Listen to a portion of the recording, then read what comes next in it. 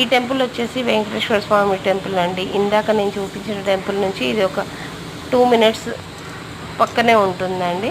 ఇక్కడ శంకు చక్రాలు ధ్వజస్తంభం అయితే చూసారు కదా, ఎంట్రన్స్లో అయితే అలా ఉంటుంది.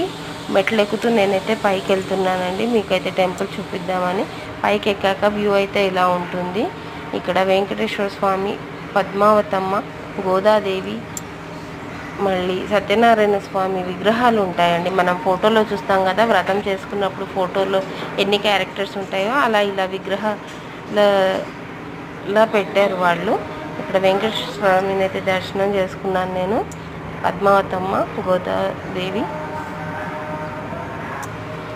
ఇక్కడ వచ్చేసి వినాయకుడు, ఆ పక్కన ఆంజనేయ స్వామి చూడండి. నిజంగా అక్కడ స్వామివారు అలా నిల్చున్నట్టే అనిపించింది నాకైతే.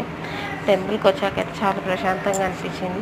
ఈ టెంపుల్ మీకు ఎలా అనిపించిందో కామెంట్ బాక్స్లో చెప్పండి. Thank you, bye.